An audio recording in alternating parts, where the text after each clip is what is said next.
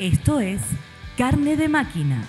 Luchas, informaciones y cultura del mundo de los y las trabajadoras.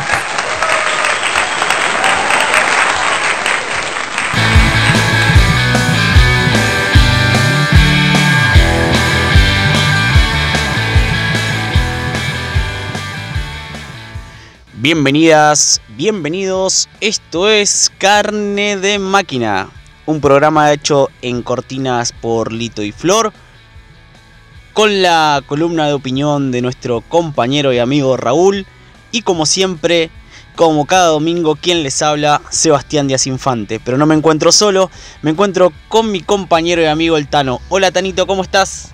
Hola Seba, ¿cómo va la vida? Soy el Tano Omar Rombolá y junto a Sebastián Díaz Infante y todo un equipo hacemos este programa que se llama Carne de Máquina, un ciclo de laburantes para laburantes que sale los domingos de 11 a 13 por Radio Semilla por streaming, con una retransmisión los miércoles de 22 a 0. También podés escucharnos en nuestras redes sociales de Facebook y de YouTube.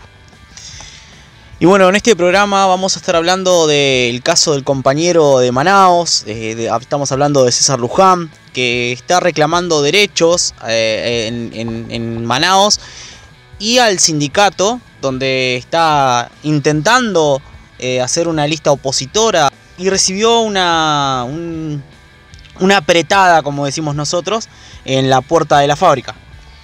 Exactamente, se trata del día 1 de septiembre, tipo 14 horas, que es el horario en que César sale del laburo. Tres desconocidos intentaron golpearlo, de hecho lo golpearon, pero él logra zafar de esa situación. Y se da en el marco, esto, y queremos recalcarlo, en el marco de que César es un activista que reclama derechos, que horas antes había publicado un video denunciando despidos y que está organizando a los compañeros para conformar una lista opositora a la actual comisión interna de la fábrica. Eso implica que acá las sospechas recaen claramente tanto sobre el sindicato como sobre la empresa, ¿no? Estamos hablando del SUTIAGA, ¿no? Del Sindicato Único de Trabajadores de la Industria de Aguas Gaseosas y Afines. Un sindicato que no pelea por los trabajadores, es todo lo contrario. No les importa dejar gente en la calle mientras ellos estén bien acomodaditos. Un sindicato que lo vivimos en carne propia, tanto el Tano, más el Tano que yo, y yo, cuando me quedo en la calle, cuando quise presentar una lista en contra de la que estaba. Y en mi caso, fui proscripto por el sindicato y golpeado por una patota en el marco que estaba dando una pelea contra la empresa y contra el SUTIAGA. Bueno, y sabemos de la actitud pro patronal de SUTIAGA en todo el país, ¿no? Desde lo que fue la intervención a SUTIAGA Patagonia frente a una nueva conducción que surgía, la persecución al compañero Gonzalo Abán en Salta, ¿no? Tenemos la actitud de dejar a los compañeros de Córdoba a su suerte, ¿no? En una negociación bastante trucha, ¿no? En la que llegan con la patronal, una conciliación obligatoria con los trabajadores afuera, ¿no? Bueno, SUTIAGA tiene su historia, ¿no? Pero bueno, también vamos a tocar el tema de las persecuciones en el sur, ¿no? En Chubut. En función de la lucha que habían llevado adelante el pueblo chubutense frente a la política de zonificación minera del gobernador Arcioni, ¿no? Tenemos un audio que nos llegó a Radio Semilla, ¿no? El audio de Andrea. Y en este programa también vamos a dar una mirada sobre las elecciones, sobre lo que se viene, y en especial vamos a estar hablando de este fenómeno, que deja de ser un fenómeno, sino porque es un monstruo creado por todos, porque no es que se crea solito, donde lo bancan las empresas, donde hay fundaciones que no solamente son nacionales, sino que son más que nada yanquis, que bancan a este tipo. Vamos a estar hablando de Javier Milei. Vamos a desplegar una investigación que hicimos desde Carne de Máquina, planteando justamente que Javier Milei no es un outsider, sino en realidad es un fenómeno creado por organismos internacionales, que son los mismos que construyeron a Trump, que construyeron a Bolsonaro, que construyeron a varios fenómenos de ultraderecha a nivel mundial. Pero bueno, vamos avanzando, Seba, ¿qué te parece? Vamos de a poco, vamos con un tema musical. Vamos las bandas.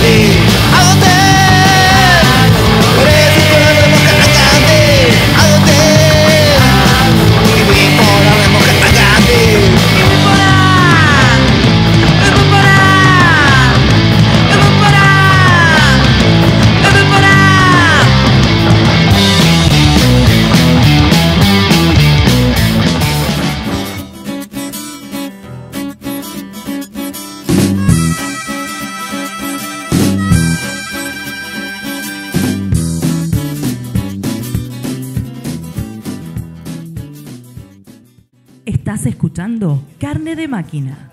Luchas, informaciones y cultura del mundo de los y las trabajadoras. Si el fuego crece y el humo la inunda, dime, déjame pasar. Le dice el gato y botón que no, que sí, que no, que este ya no pasa.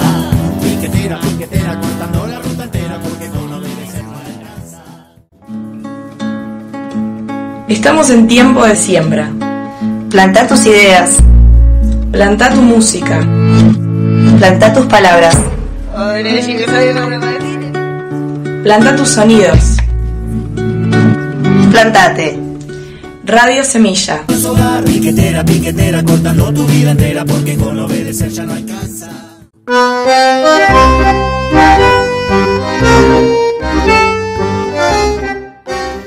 Bueno, y continuando con el programa y con el tema que nos convoca ahora, que es el ataque contra un laburante, un compañero trabajador en la empresa Manaos, activista sindical que viene organizando compañeros, organizándose, reclamando. Estamos hablando de César Luján, que ya había sido despedido y reinstalado por medio de una cautelar de la justicia, y ahora está siendo perseguido de otra forma, ¿no?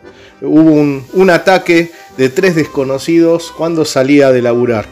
Muchas gracias, César, por la entrevista. Hola, Omar, ¿cómo estás? Bien, acá andamos, la verdad, con mucha bronca. Cuando nos enteramos de que hace unos días fuiste abordado por una patota que te intentaron golpear. Comentanos un poco el hecho, el día en que fue, en qué circunstancia.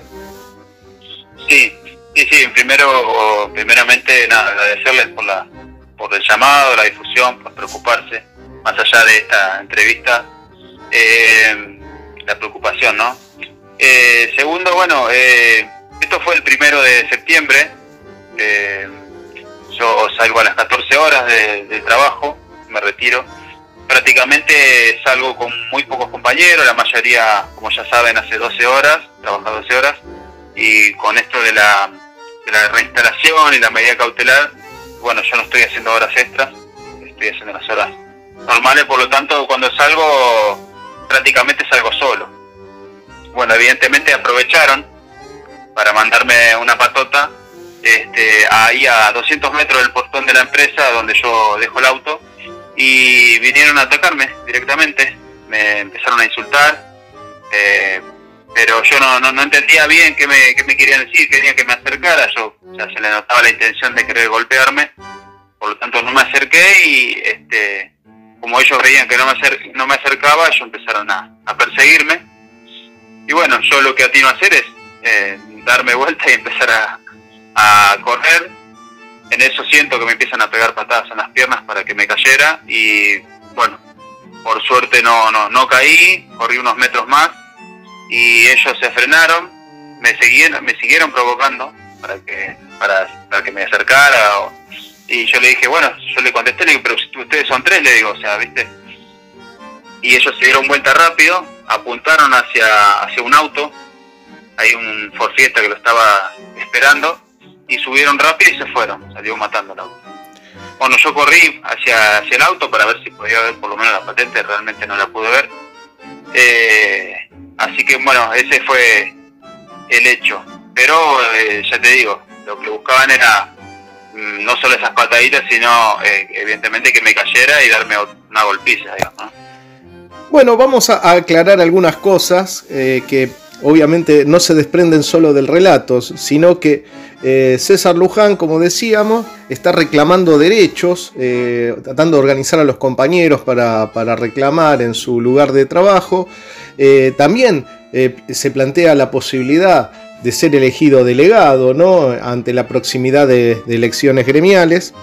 Y obviamente no podemos desligar una cosa de la otra, ¿no? El ataque con que César objetivamente está enfrentado a la empresa y al sindicato Sutiaga, ¿no? O sea, claro, todas las sospechas caerían en alguno de estas dos instituciones o en ambas, ¿no? Exacto. Sí. A ver, esto, como decís vos, yo te conté ahora lo que me pasó, pero tiene algo previo que en la misma semana, despidieron 3 compañeros sin ningún tipo de causa ni justificativo. Entonces lo que hicimos con un grupo de compañeros fue armar un video para denunciar. Bueno, con esto de la restauración y mi exposición, decidimos que fuera yo el que denunciara, y no solo fuera denunciar los despidos, sino los planes de la empresa, ¿no? Porque está despidiendo compañeros que ellos se quieren sacar de encima, que son los compañeros que más resisten cuando se trata de que los obligan a hacer horas extras o de hacer tareas de más, los que de alguna manera son compañeros que digamos no se regalan mansamente hacia la empresa, digamos, ¿no? O sea, ellos trataron de aguantar todo lo que pudieron, y bueno, ese es un plan que tiene la empresa para esta temporada que empieza ahora en estos meses, donde quiere gente mansa, gente con poca antigüedad o directamente contratados, ¿no? Que digan todo que sí, y bueno, eso obviamente va ligado a la complicidad del gremio y de los delegados, ¿no? Porque de hecho cuando despiden a los compañeros, yo encaro a los delegados para preguntarle qué pasaba, que por qué lo despedían, que por qué nadie hacía nada, y ellos lo único que me dijeron fue que habían averiguado y que los compañeros eran vagos. A lo cual yo le digo, ¿cómo le van a faltar respeto a los compañeros? A compañeros que trabajan 12 horas todos los días, casi de lunes a lunes, ¿cómo puede salir de la boca de un delegado decir vago a un compañero así, ¿no? A lo cual no saben qué decir, lo único que saben hacer es justificar los despidos. No, y hay algo muy claro, ¿no? Vos me decís, horas después, ¿no? Horas después de que sale este video de denuncia, donde vos salís denunciando los despidos, aparecen 3 tipos que te intentan golpear, ¿no? O sea, 2 más 2 son 4, ¿no? Acá hay claramente este ataque, digo, por las pelotudeces que seguramente van a salir a decir con respecto a que esto es otra cosa, ¿no? Está clarísimo, a vos no te querían afanar ni nada por el estilo, de hecho no me robaron, ¿no? Fueron a golpearte directamente, y fueron a golpearte porque estás denunciando los despidos, está clarísimo. Está clarísimo. No, desde ya. desde ya. Mirá, de hecho, primero que en realidad sí me pegaron, no es que no me pegaron. Y ya te digo, incluso cuando yo encaro a los delegados y me dice, no vas a... Yo le dije, el gremio no está haciendo nada, ustedes no están haciendo nada, y él me dijo, bueno, pero no vayas a andar denunciando al gremio. Eso fue previo al video que armamos después. Sí, sí. Medio que suena como una amenaza. No sé. Exactamente. Sí, netamente fue una amenaza liviana, y que yo me estaba olvidando que en el video también, otra cosa que planteamos fue que nos vamos a postular en la próxima elección. Eso también es parte, digamos, de que querer no solo acallarme, sino que retrocedamos en nuestras intenciones, ¿no? De participar en las elecciones. Sí, y aparte hay, digamos, está por un lado el gremio, pero también está la empresa, ¿no? Digamos, como en esa sociedad, ¿no? El gremio es cómplice de la empresa, que es la que lleva adelante el ataque contra los trabajadores, los despidos. Pero esta patronal tiene características particulares, ¿no? También tiene algunas historias en el interior del país, por ejemplo en Santiago del Estero, ¿no?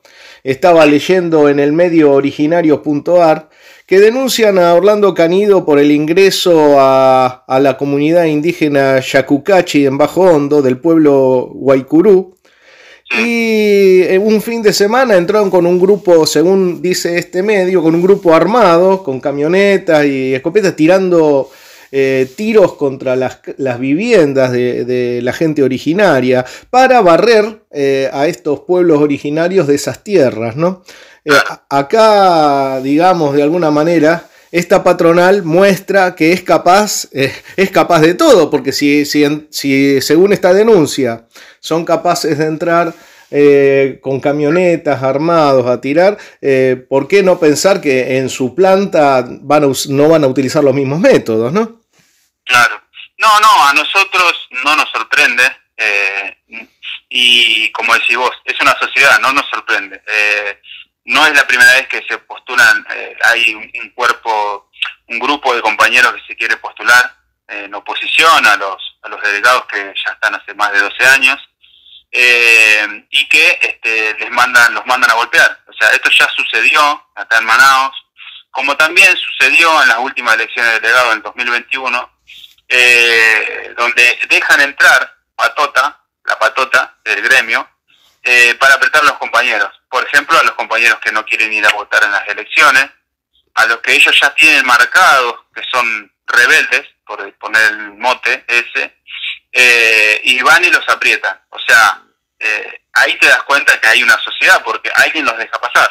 Entonces, sabíamos que estas cosas podían pasar, y por eso la estamos denunciando. Es así, César. Bueno, tengo que decir, yendo a la historia, que sufrí algo parecido. A mí sí me alcanzaron, digamos, y me golpearon a una cuadra de la planta de Coca-Cola, donde yo laburo, ¿no? Estamos hablando hablamos del mismo gremio, trabajamos en aguas gaseosas. Y también la sospecha de los compañeros recaían en el gremio o en la empresa o en ambos en ese momento también. O sea que estamos hablando de metodologías repetidas, ¿no? Del matonaje, del patoterismo cobarde, ¿no? Un patoterismo cobarde. Pero bueno, los compañeros están cansados, ¿no? Los compañeros están cansados de esto, y si apelan a este método es que por abajo algo pasa, y está muy bueno que eso suceda por abajo. Sí, totalmente. Yo te digo que la conclusión que han sacado los compañeros en general, porque me ha llegado mucha solidaridad de los compañeros, fue que la misma que sacamos nosotros. Evidentemente lo que estamos haciendo les está doliendo, y no quieren respetar que participemos en las elecciones, no quieren que denunciemos, les duele y les preocupa, y bueno, actúan de esta manera. No quieren, digamos, no hay otra forma para ellos de actuar que digamos, que cuando alguien no se calla o no acata, o no es sumiso, bueno, le mandan a la patota.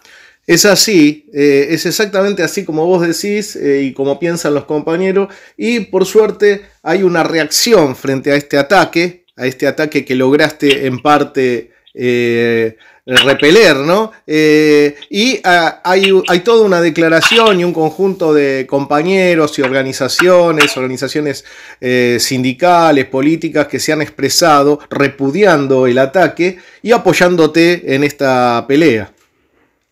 Sí, es así. Por suerte se han acercado muchas organizaciones políticas, sociales, derechos humanos, están llegando videos y audios y mensajes de compañeros que en estos momentos están en lucha, ¿no? No, la verdad que no podría nombrar uno por uno porque son un montón y la verdad que uno no se quiere olvidar de ninguno, pero son un montón y la verdad que, bueno, a uno lo hacen sentir como que se siente apoyado y que no está solo, ¿no? Que de hecho no estamos solos y como yo le digo a los compañeros, ya tenemos compañeros que nos bancan desde afuera, necesitamos organizarnos desde adentro para seguir dando pelea a todo esto. Está muy bien, es así y que sepan, que todo el mundo sepa, incluso los que te golpearon o los que te intentaron golpear, que sepan que hay un gran apoyo y que estamos dispuestos a ir ahí a aguantar, a acompañarte, que no piensen que esto pasa, que los compañeros estamos con vos y estamos acompañándote y que no estás para nada solo, que quede absolutamente claro eso. Bueno, man, te agradezco, sabía que era así, pero está bueno que lo plantees porque sí, los compañeros a veces necesitan sentirse respaldados y eso tal vez haga también que se tome ese valor o esa piquita de valor que falta para dar el paso, ¿no? Bueno, César, para ir cerrando, ¿querés decir algo más para las últimas palabras para ir cerrando esta entrevista? Y mira, la verdad que como siempre, yo siempre cuando me dan este pequeño espacio, siempre me dirijo hacia mis compañeros, ¿no?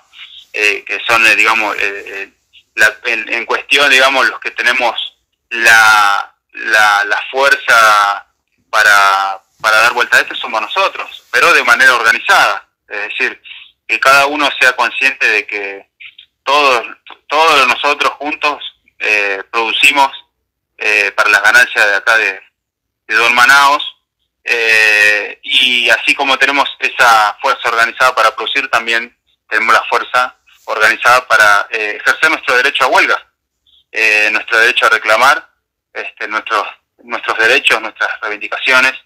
Así que este mensaje para ello, ¿no?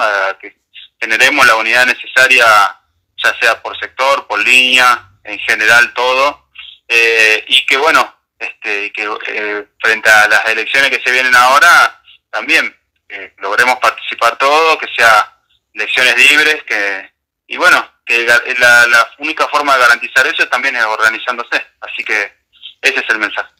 Bueno, César, te mando un abrazo y seguimos en contacto. Vamos a seguir estando muy atentos de lo que sigue sucediendo ahí en Manaos, en Matanza. Un fuerte abrazo y nos seguimos encontrando en la lucha.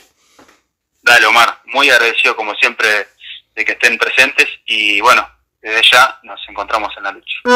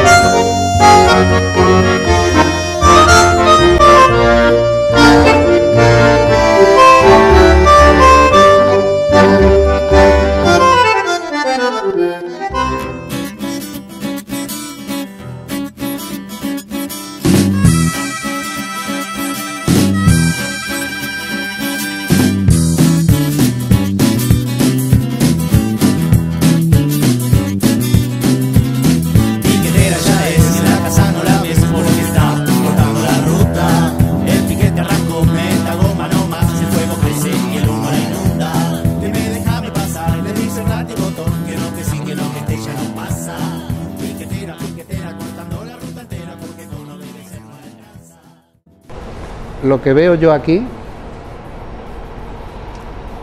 es sufrimiento. 5 de la mañana, frío, reloj, sueño, cansancio, asqueo. Somos gente pacífica y queremos vivir en paz, pero en paz solo se puede vivir cuando se vive en igualdad. Cuando se te condena al hambre, se acaba la paz. Hoy, hasta aquí llegó nuestra manifestación pacífica.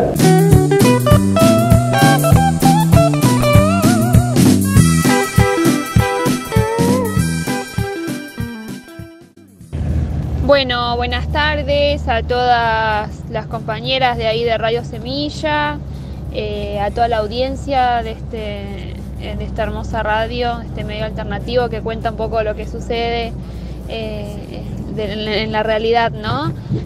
Bueno, mi nombre es Andrea, soy de Chubut y bueno, soy una de las procesadas por defender el agua, el territorio, en contra de la mega minería, por un corte de ruta en mayo de 2021, que fue el mismo año en el que aprobaron posteriormente la zonificación minera y que gracias a la pueblada de Chubut se pudo retroceder con esta ley que nos condenaba a la miseria y a la muerte, ¿no? En estos días, hace 2 días aproximadamente, recibimos la noticia de que a 11 compañeros les dictaron la falta de mérito, lo cual para nosotros es una victoria importante, es muy importante, muy bueno, muy positivo para todo el colectivo que 11 compañeros hayan quedado parcialmente afuera, digamos, de la causa, si bien es una falta de mérito y sabemos que todavía no están sobreseídos, ya prácticamente con los tiempos en los que estamos en la causa podemos decir que están bastante afuera, digamos. Y que esto fue gracias a la lucha, a la organización, a las movilizaciones que venimos haciendo en la provincia y acompañando en otros lugares también, provincias cercanas, en cuanto a la defensa del derecho a la protesta y denunciando esta criminalización sistemática del Estado. Lamentablemente, si bien 11 compas quedaron afuera con esta falta de mérito, 5 personas quedamos, nos ratificaron los procesamientos y seguimos procesadas con un fallo, una sentencia de la Cámara de Apelaciones, que fue donde se estaban tratando las apelaciones a nuestros procesamientos, y la Cámara finalmente lo que hace es decir, bueno, si estas 5 personas están en condiciones de seguir hacia un posible juicio porque nos consideran responsables de haber cometido un delito según la justicia, ¿no? Según el Estado. Así que bueno, lamentablemente somos 5 personas que vamos a seguir judicializadas, que se allana un poquito más el camino de la elevación a juicio. Bueno, nosotros estamos convencidos que estamos donde tenemos que estar y que hicimos lo que teníamos que hacer. Nunca nos vamos a arrepentir de las acciones que hemos tomado en cuanto a la defensa de nuestro territorio. Ahora queda esperar a ver qué es lo que va a suceder en estos días. La causa vuelve a estar en manos de la Fiscalía de Rawson y será el fiscal el que decida si nos va a elevar a juicio o no. No le queda mucho tiempo porque nuestra causa prescribe en octubre, por lo tanto, bueno, estas semanas van a ser bastante claves en cuanto a lo que va a suceder con nosotros y la causa. Lamentablemente vemos que se está avanzando muy fuerte con todas las causas contra luchadores sociales, pero bueno, nuestra espalda es la gente, nuestra espalda es la calle, es la lucha, es el movimiento. Así que bueno, estamos más fortalecidos que nunca y esperando que suceda lo que tenga que suceder, pero convencidos de estar en este camino.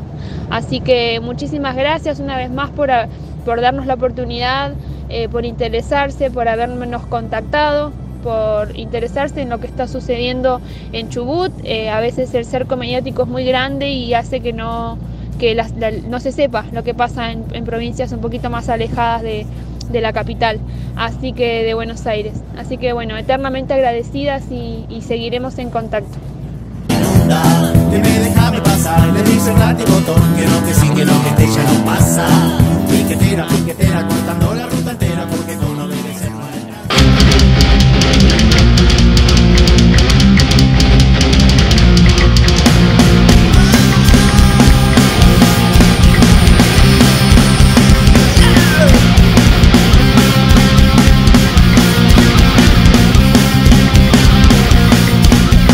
Ya la sangre se mezcló, en la savia, en las ramas, bajan por el tabacal. Miles de fantasmas embarazadas cosechando y el tabaco crepitando. Los galpones del gallego fuman tango. Tierra,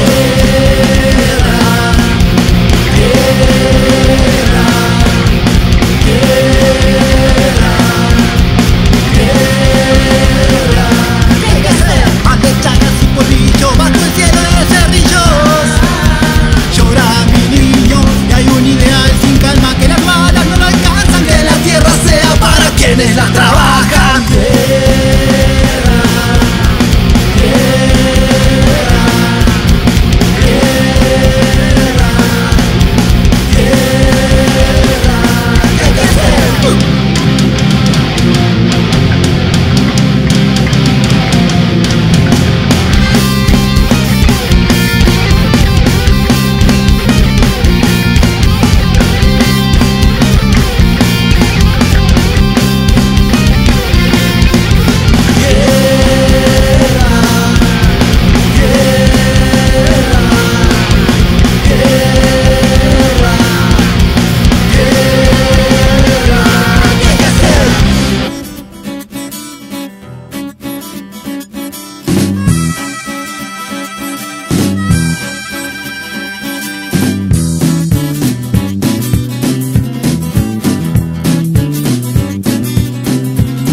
Piquetera ya es, y la casa no la ves porque está cortando la ruta. El piquete arrancó, meta goma no más, el fuego crece y el humo la inunda. Dime, déjame pasar, le dice el ratibotón, que no, que sí, que no, que este ya no pasa. Piquetera, cortando la ruta entera, porque tú no debes ser mal. Como lo adelantamos al principio, en nuestra introducción, en este programa vamos a estar hablando de la cuestión electoral. Sí, el tema de las elecciones, pero desde otra mirada, otro punto de vista. En principio, si votar fuera a favor del pueblo pobre y de los trabajadores, y al contrario del poder económico, seguramente estaría prohibido. Sería ilegal. Sí, sería ilegal. Dictadura militar y democracia son los distintos barnices que asume el Estado en la sociedad capitalista. Cuando la clase trabajadora avanza en su conciencia y en sus acciones y en sus formas organizativas, desde las clases dominantes apelan al más furioso militarismo para amputar y destruir esas ansias revolucionarias de los trabajadores. Una vez aniquiladas las ambiciones de cambio social en las masas, léase una vez realizada la masacre, están dadas las condiciones para la puesta en escena de esta democracia formal. Que hoy los trabajadores descrean de sus propias fuerzas y piensen en entregar el mando de sus vidas a sus verdugos tiene una explicación. En la masacre de los 70. Allí, el capitalismo, en el país y en varios países de Latinoamérica, desató la más sangrienta lobotomía social, masacrando a decenas de miles de trabajadores conscientes, portadores de un norte de cambio revolucionario. De allí en adelante, la conciencia social fue mutando, ahogada en la sangre de los y las torturadas, bajo la permanencia manipulación articulada con todos los aparatos ideológicos del Estado. El trabajo fue muy sofisticado y el nunca más que resonó en los tribunales, ese de la película 1985, se fue aclarando para los oídos del pueblo. Nunca más te levantarás contra la clase dominante y el Estado. Nunca más llevarás adelante una lucha contra el sistema. Hoy nos encontramos otra vez frente a ese escenario electoral, donde nos llaman a votar a unos o a otros, a legitimar el poder político. Los mismos partidos políticos que dieron cientos de intendentes a la dictadura de Videla, los mismos que han llevado a la situación actual, donde en la legislatura porteña se hace un acto de reivindicación al genocidio. Esos políticos que vinieron sosteniendo una farsa de la justicia con miles y miles de genocidas libres o en una cárcel domiciliaria. Estos políticos, que no son otra cosa más que un simple gerente del capital, nos llaman a votarlos. Unos diciendo que la salida para el país es arrancarnos los derechos que nos quedan, que nos echen sin pagarnos un mango de indemnización y que autofinanciemos nuestro despido, que no cobremos aguinaldo ni vacaciones, privatizar la educación y la salud. Y si salimos a protestar, nos prometen cárcel o balas. También dicen que le sacarán los impuestos a los poderosos, a los que le otorgarán el derecho de contaminar en forma indiscriminada.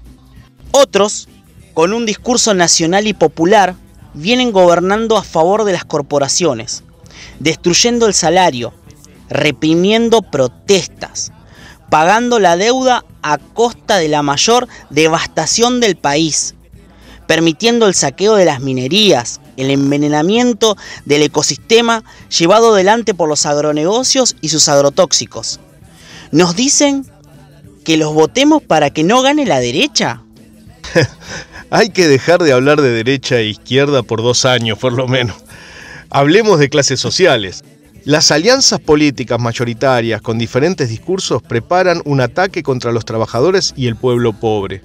Se viene un brutal ataque contra la clase trabajadora y el pueblo pobre.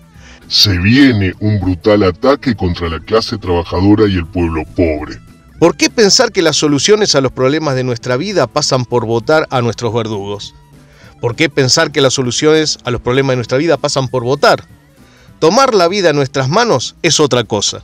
Tomar la vida en nuestras propias manos. Construir desde abajo, en los territorios, en lugares de trabajo, en las diferentes organizaciones que se den en la clase trabajadora y el pueblo pobre. Unir la lucha obrera de los trabajadores ocupados, de los laburantes informales, de los precarizados, con la lucha de los pueblos originarios por sus derechos y en la defensa del medio ambiente, la lucha de las mujeres y las disidencias.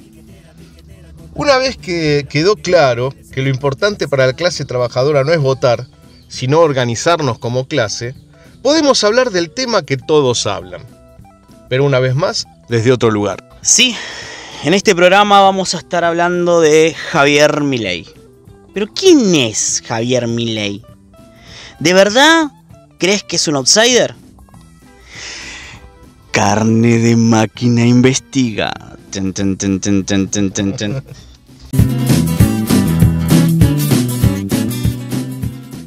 Investigación en Carne de Máquina. Cortando la ruta, el piquete arrancó, meta goma no más, el fuego crece y el humo la inunda. Que me deja pasar, me dice el rato y botón, que no, que sí, que no, que ya no pasa. Piquetera, cortando la ruta entera, porque no debe ser, no le alcanza.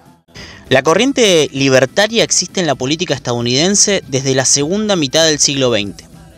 Pero en los años de Trump, la denominación cobró fuerza para diferenciarse del partido progre, entre comillas, los demócratas, entre comillas. Los demócratas allá son llamados popularmente liberales, por su posición progresista en torno a los derechos civiles, entre comillas. Hoy, los libertarios pasó a ser una etiqueta que aglutina a los liberales clásicos, neoliberales, anarcoscapitalistas, minarquistas, etc. Todos unidos en esencia de Adam Smith, quien en 1700 inventó la idea de la mano invisible del mercado. O sea, que el Estado no debe intervenir porque el mercado se autorregula. Los libertarios hablan de libertad, pero en la práctica son liberales económicos y conservadores en lo político. Su principal herramienta discursiva es la falacia de apelación a la autoridad, y cualquiera que se les discuta es automáticamente desacreditado. La doctrina económica libertaria es básicamente el liberalismo con otro nombre. Se basan en 2 grandes escuelas económicas. La austríaca, donde se destaca Friedrich von Hayek, un economista del comienzo del siglo XX, y por otro lado, la Universidad de Chicago, desde donde impartió sus ideas Milton Friedman. Las teorías de Friedman no son novedosas, ya fueron aplicadas en la década del 80 en Estados Unidos por Ronald Reagan y en Inglaterra por Margaret Thatcher. En nombre de la libertad lideraron un culto al libre mercado y al individualismo. En esos países se generó cierto crecimiento económico a costa de mayor desigualdad y un aumento de los indicadores de pobreza y desempleo, mientras organizaban guerras y dictaduras que le aseguraban mercados internacionales. A Friedman le dieron el premio Nobel en 1976, y el año no es ninguna casualidad. Lo que los libertarios no cuentan mucho es que sus ideas ya fueron aplicadas por gobiernos de la región, pero no tendría ningún problema en reivindicar dictaduras, ¿no? Cuando Pinochet instauró la dictadura en Chile, designó como equipo económico a un grupo de jóvenes formados en la Universidad de Chicago, todos discípulos de Friedman. Así que en marzo de 1975, Friedman en persona viajó a Chile, se reunió con Pinochet para dar su mirada de cómo implementar la economía de libre mercado. Friedman, con sus seguidores liberales, usaron un modelo económico chileno como máximo caso de éxito, hasta hace poco, cuando explotó por los aires el estallido social que comenzó en octubre del 2019 y que dio origen a la famosa frase de la esposa del expresidente Piñera. Estamos absolutamente sobrepasados, es como una invasión extranjera, alienígena, no sé cómo se dice, y vamos a tener que disminuir nuestros privilegios y compartir con los demás. Que las políticas chilenas generaron un sostenido crecimiento del Producto Bruto Interno durante años a costa de una desigualdad creciente, que se escondía debajo de la alfombra Made in USA. Según la CEPAL, para 2019 Chile era el país más desigual de la región, o sea que el 1% de la población concentraba el 26,5% de la riqueza. En Argentina hubo un ministro de Economía que aplicó lo más parecido al liberalismo libertario. Cavallo, como parte del menemismo en sus primeros 4 años, desapareció la inflación, aumentó el poder adquisitivo de un sector de la clase media, justamente el que no cayó en el desempleo, ¿no?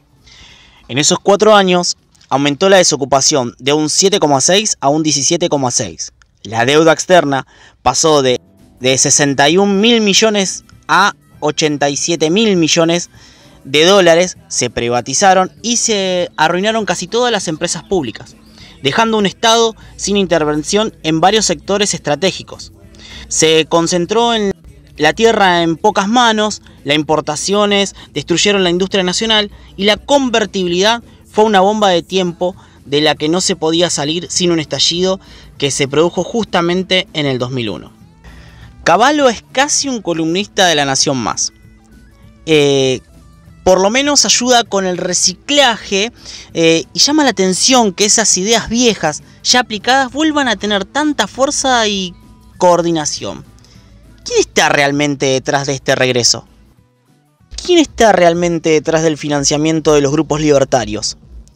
Llama mucho la atención en los videos, en las charlas, en las entrevistas, con las principales figuras del movimiento como Milei, Esper, los Laje, el Presto, etc., están auspiciados por un pequeño grupo de fundaciones.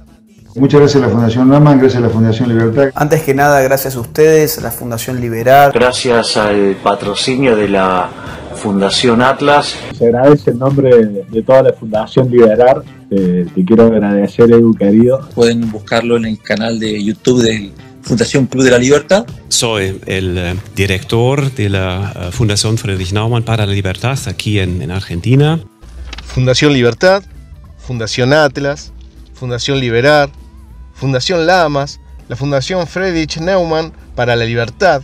Lo llamativo es la enorme cantidad de dinero que manejan estas fundaciones, que son prácticamente desconocidas para el público general, pero que funcionan como virtuales medios de comunicación con consejos directivos muy numerosos, columnas periódicas de especialistas para un público fantasma, presencia en medios grandes y universidades privadas, charlas en hoteles 5 estrellas con toda la pompa y encima consiguen oradores carísimos como Mario Vargas Llosa, entrevistado por Marcelo Longobardi, con notas exclusivas con el presidente uruguayo Luis Lacalle Pou.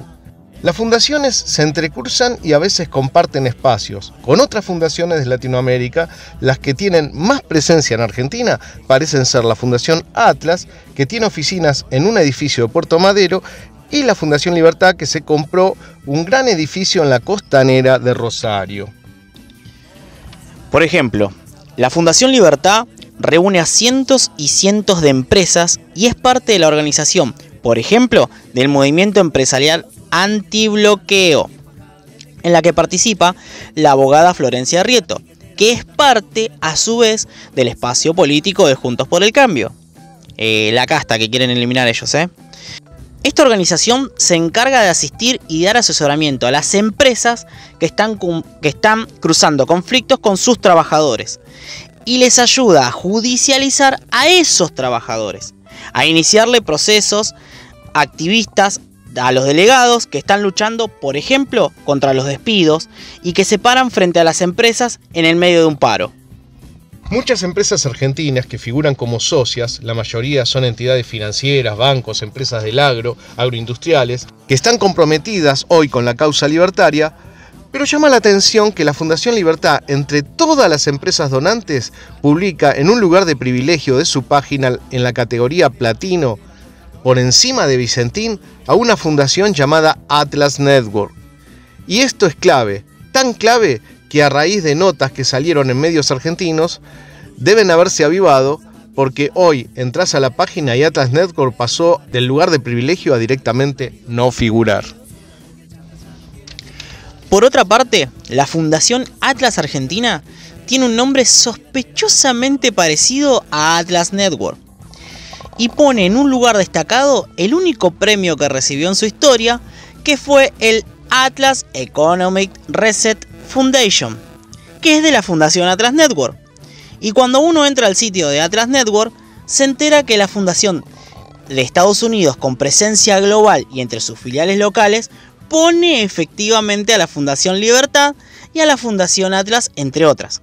Pero para. ¿Se trata solamente de una terrible falta de originalidad para elegir un nombre? ¿O es una fundación estadounidense, Atlas Network, que está detrás de las principales fundaciones libertarias argentinas? Exactamente. ¿Cuál es la tarea de estas fundaciones? Básicamente, lo que los estadounidenses llaman think tank, o sea, grupos que se encargan de imponer ideas en la sociedad como si fueran bienes a través de un lobby. Fue fundada en 1981 por el inglés Sir Anthony Fisher en la época de Thatcher. Estamos hablando de Atlas Network, con el objetivo de esparcir la ideología del libre mercado por el mundo. Según sus propias palabras, el objetivo central era influir, pero manteniendo su presencia oculta. Así se explica que la Fundación Libertad Argentina esté detrás de los libertarios, con mucho dinero proveniente de empresas y principalmente de esta gran fundación estadounidense. Podemos entender entonces que Atlas tenga tantos recursos apuntados a la Argentina. Es que el cerebro histórico detrás de la Fundación Internacional es un argentino. Sí, es un argentino. Rebobinando, hay una fundación estadounidense poderosísima, posiblemente de las más grandes, que financian grupos de ultraderecha libertaria en todo el planeta y que atrás de esa estructura gigante hay un argentino. Sí, se llama Alejandro Chafuen. Él dice: mi principal talento es básicamente el network. Ayudar a trabajar en las redes, en descubrir oportunidades para producir ideas y la gente que gustaría apoyar ciertas ideas y ponernos en conjunto. Así planteado no se entiende mucho, parecía Patricia Bullrich explicando su plan de gobierno. Pero tiremos el hilo. Chafuen se mudó a la ciudad de Washington, donde amasó una gran red de contactos y se refirió al cargo de presidente de Atlas Network, de la mano del propio fundador, Fisher. Así, ejerció como líder supremo de Atlas desde 1991 hasta el 2018. En ese periodo se encargó de expandir las ideas libertarias por todo el continente. Solo para dar algunos ejemplos que lo pintan de cuerpo entero, se refiere a la última dictadura militar argentina como un momento en el que el comunismo quiso tomar el poder. Definió a Donald Trump por considerarlo un paladín de la lucha contra el Estado y en el 2019 sacó un artículo de la revista Forbes eligiendo a Bolsonaro y sosteniéndolo como el mejor líder de la región. Pero Chafuen, ¿de dónde saca el dinero para financiar a los libertarios argentinos? Según una investigación, Atlas Network estuvo siempre financiada por los levitas conservadores más famosos de Estados Unidos, como los hermanos Koch. Históricamente, los Koch son los multimillonarios que más plata ponen en el lobby político estadounidense y se les atribuye haber hecho viral la derecha del Partido Republicano. Greenpeace define a Atlas Network como el frente político de los hermanos Koch para difundir ideas de negacionismo del cambio climático en la región. Es que la familia ganó su fortuna con el petróleo y las llamadas energías sucias. Así que, con toda lógica, defienden las ideas de un mundo conservador donde cualquier cambio es una amenaza a sus intereses. Así que, obviamente, niegan el cambio climático y el ecologismo como ideas de izquierda, se oponen al feminismo por considerarlo marxista y su principal enemigo es el Estado con sus regulaciones e impuestos, que serían políticas socialistas. El grupo Koch influye abiertamente en la política estadounidense, pero secretamente en el mundo. En lugar de operar con su organización, la más reconocida, Heritage, operan a través de Atlas Network. Aunque en el sitio de la Fundación Argentina Atlas aparece directamente el nombre Heritage y Alejandro Chafuen. La Fundación Heritage tiene más de 1,5 millones de donantes y miembros en todo Estados Unidos. Hagamos un repaso. Los hermanos Koch pusieron a Chafuen.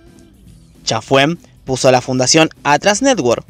Atlas Network puso la plata para financiar todas las fundaciones libertarias de Latinoamérica, como por ejemplo en Argentina, la Fundación Libertad y la Fundación Atlas. O sea, los conservadores estadounidenses bancan a Milei. El verdadero éxito de esta derecha fue instalar una batalla cultural que puede verse reflejada en todo el mundo, con movimientos de extrema derecha muy parecidos entre ellos, que dicen defender la libertad y quieren volver a llevar al país a su grandeza de antaño. De una forma muy hábil, lograron aprovechar el descontento. Se presentan como antisistemas, cuando en verdad son conservadores apoyados y financiados por corporaciones, unificando el discurso y adaptándolos a su filial local. La misma violencia verbal, la misma forma de decir barbaridades extremas, descalificar e insultar al adversario, la forzada polarización permanente como estrategia comunicacional. Así construyeron a Donald Trump, a Bolsonaro en Brasil, a Matteo Salvini en Italia, a Orbán en Hungría, a Vox en España y aquí en Argentina, el más popular es Javier Milei. Lo loco es que estos grupos tienen su principal espacio de crecimiento en jóvenes, incluso muchos laburantes. Los más relegados de la clase trabajadora, que producto de vivir negados de todos los derechos, aunque estos estén escritos en la Constitución Nacional y en las leyes, no los conocen porque nunca pudieron ejercerlos. Entonces se convierten en capas permeables absolutamente a estos discursos de la meritocracia, el individualismo, del sáblese que pueda y la ley de la selva, desechando cualquier salida colectiva que implique el desarrollo de la solidaridad entre laburantes. El modelo agroexportador argentino de 1800, que defienden los libertarios, es hoy mismo el que empobrece a millones. Su profundización va a traer más penurias y lejos de dar libertad nos las va a arrancar. Con capitalismo no hay libertad. No la ves porque está cortando la ruta. El piquete arrancó, meta goma no más. El fuego crece y el humo la inunda. Que me déjame pasar, me dice el ratibotón. Que no te sigue, que no que te ya no pasa. Piquetera, cortando la ruta entera. Porque no debe ser, no le alcanza. ¡La cuna pa' diablos!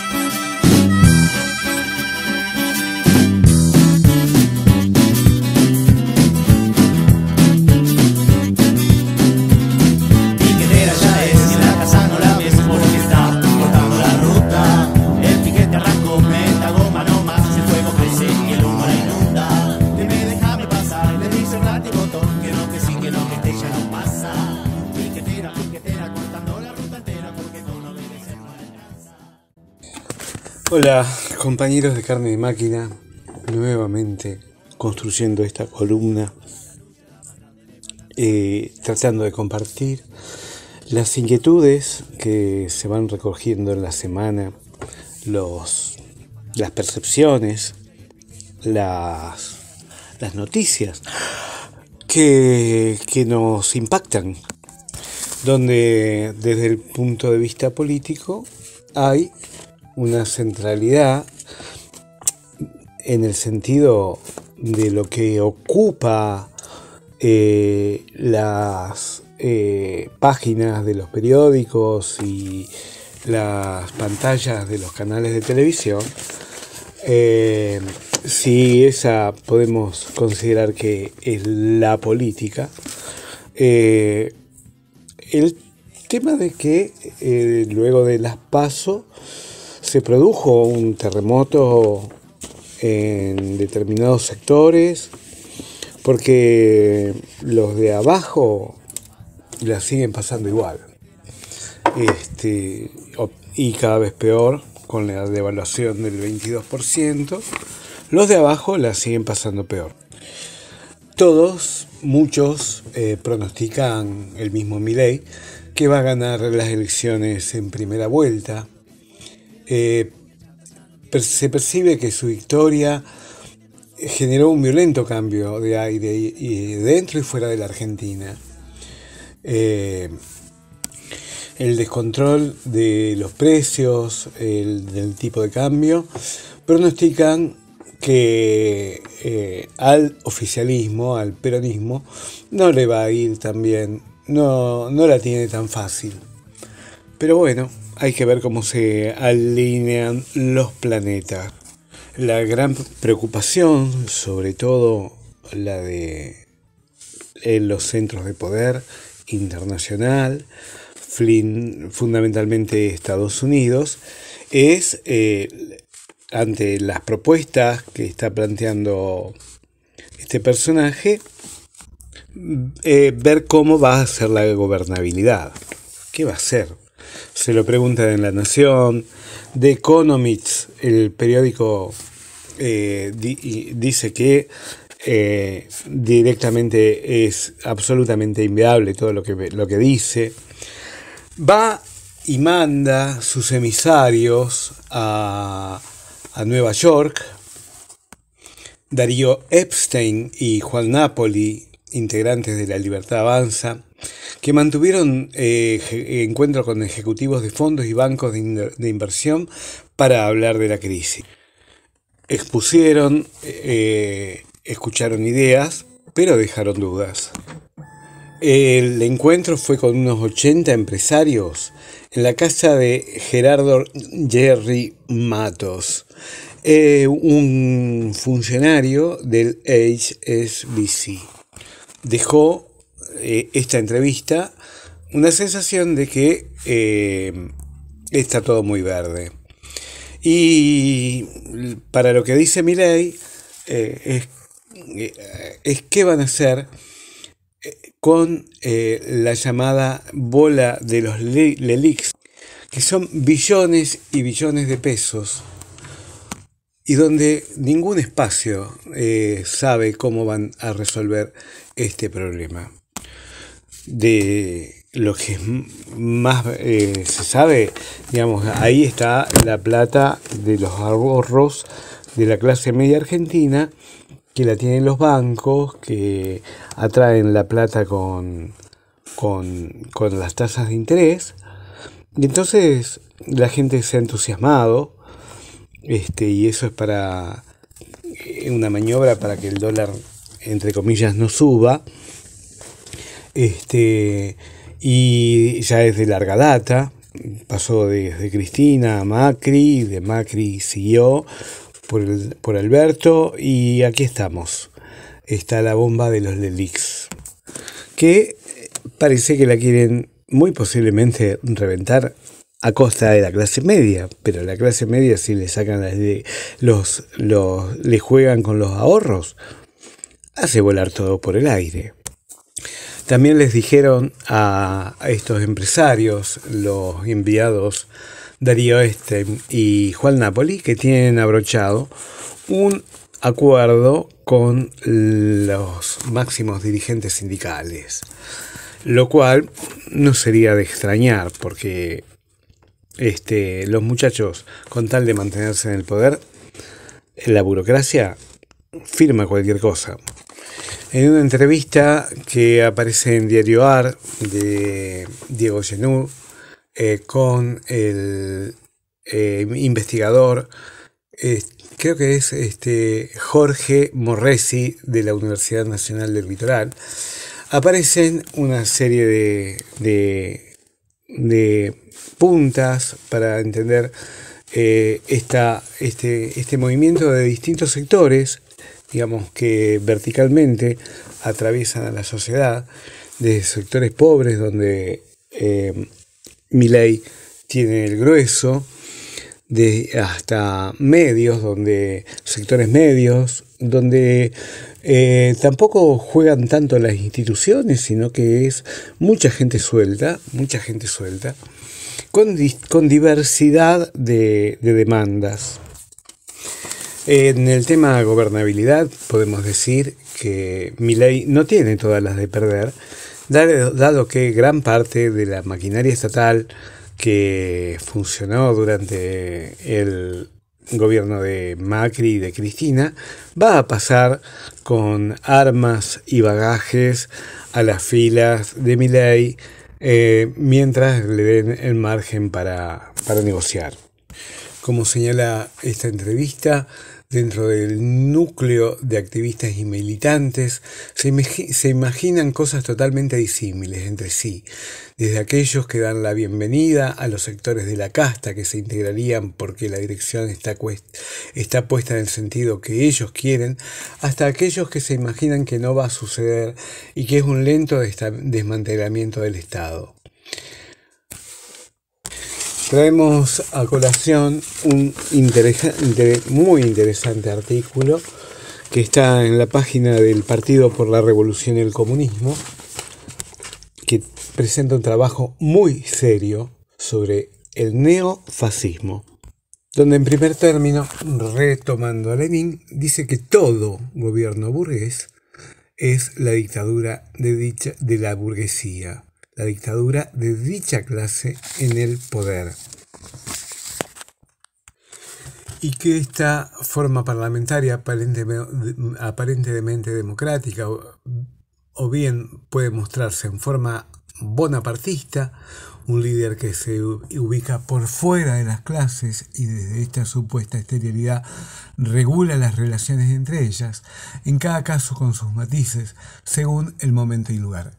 El fascismo es la versión más extrema de esta dictadura que históricamente ha surgido como respuesta desesperada de la burguesía frente a una crisis revolucionaria de ascenso de las masas que cuestionan ese orden de cosas. Señala el artículo que, si bien no se verifica ninguna perspectiva revolucionaria a nivel mundial en distintos sectores, la burguesía, desde la crisis de 2008, no encuentra la forma de reimpulsar en forma significativa su tasa de ganancia. Las disputas interburguesas a gran escala por acaparar mayores porciones de plusvalor se tradujeron en la guerra comercial, financiera y cada vez más beligerante entre Estados Unidos y China. En este sentido, siguiendo a Trotsky, señala el artículo, cuando plantea que así como en el momento de auge capitalista, combinando represión y concesiones, se pudo estabilizar un modo de dominación democrático parlamentaria, logrando que las capas medias y sobre todo la pequeña burguesía marchen al ritmo que requería el gran capital. Por el contrario, en momentos de crisis muy aguda del capitalismo, naturalmente la clase se lanza a la lucha con las herramientas organizativas que tiene a su alcance, y aquellas capas medias y de la pequeña burguesía bien se puede sentir atraída, a menudo lo hace, a sumarse a la lucha, pues entiende que poco tiene que perder y mucho por ganar. Pero cuando la Vanguardia Obrera no tiene un programa claro, vacila, es confusa y no está a la altura de las circunstancias, bien puede florecer propuestas de salida a la crisis de sectores minoritarios que señalan como culpables de la aguda crisis social a los sectores más dinámicos de la lucha, sean estos partidos obreros, sindicatos, estudiantes, campesinos, pero también sectores racializados, desocupados, pueblos originarios, mujeres y diversidades, etc. Cobran vigor los discursos y prácticas de persecución y hostigamiento contra quienes se rebelan a la dominación del capitalismo patriarcal, aun cuando se trate de luchas parciales por cuestiones económicas o de derechos, pero en la medida en que una política obrera no logra mostrarse como una alternativa seria y viable para el conjunto social, se generan poco a poco las condiciones para que acumulen otras expresiones de descontento. Esta ha sido la función histórica del fascismo. Hoy, acá en nuestra Argentina, vemos que el neofascismo, esta perspectiva que señala cuando describe la perspectiva local el artículo, el programa económico del neofascismo y el progresismo no tiene diferencias estructurales. Son modelos neoliberales que proponen mayor ajuste a la clase obrera y retroceso histórico de derechos. Lo que hay es una discusión sobre cuál es la mejor forma de lograr hegemonía política y social para la aplicación de este programa, es decir, qué marco político, jurídico, ideológico y qué tipo de utilización de las fuerzas represivas genera mejores condiciones de posibilidad para su ejecución. Desde el ángulo del capital y de la lucha de clases, es esta una nueva versión del fascismo que surge como rueda de auxilio a las necesidades de la dominación de clases y de la acumulación capitalista.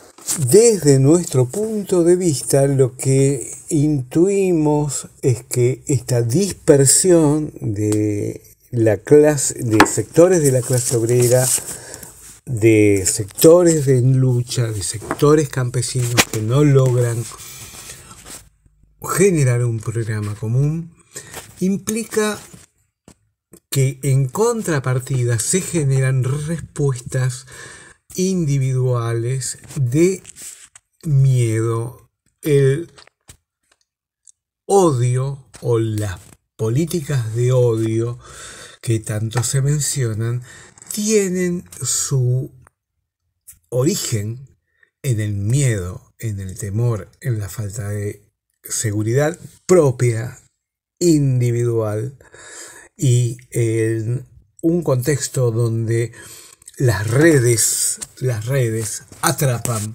atrapados en las redes, los sujetos atrapados en las redes son incapaces de dar una respuesta propia y recurren a lo más bajo de su humanidad, de sus sentimientos. Entonces, nos corresponde a los luchadores un tejido de confianza que sea capaz de dar seguridad, confiar, generar confianza en el otro, generar espacios de confianza y de dignidad que permitan generar una respuesta desde abajo. No es magia, nos corresponde a los revolucionarios dar cuenta de que se puede confiar en el ser humano.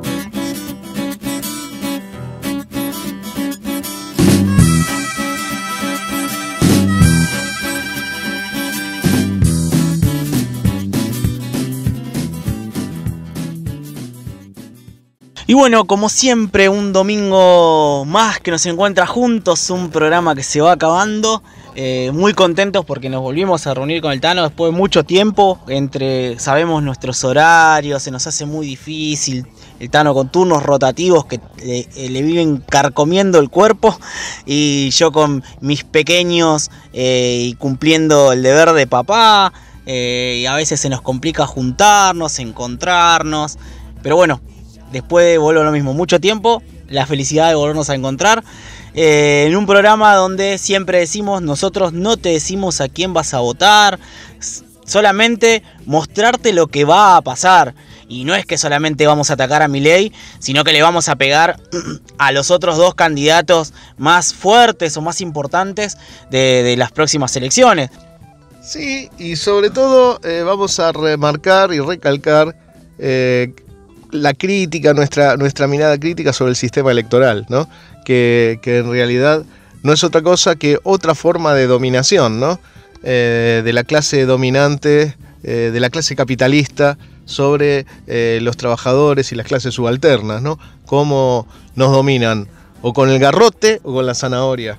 Digamos, esas son las distintas formas. Y bueno, sabemos que esto es polémico, que hay compañeros que por ahí no están tan de acuerdo, pero en el fondo, si se piensa bien, cómo de alguna manera en Latinoamérica, ¿no? En toda Latinoamérica, el Plan Cóndor ejerció dictaduras en cada uno de los países y luego la retirada de esas dictaduras y el recambio por democracias también al mismo tiempo en varios países de Latinoamérica muestran una planificación, ¿no? Una planificación desde el imperialismo dominante en el planeta, ¿no? Estamos hablando desde el Departamento de Estado norteamericano, ¿no? Así que, bueno, nosotros intentamos mostrar esa realidad y no ir a una discusión justamente de candidatos, sino lo que ponemos en discusión es lisa y llanamente la democracia formal que estamos viviendo, ¿no?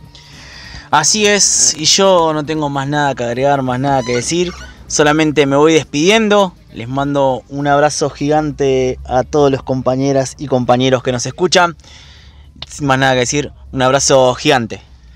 Bueno, Seba, un fuerte abrazo a vos y a todas las compañeras y compañeros, tanto del equipo de Carne de Máquina como nuestra audiencia.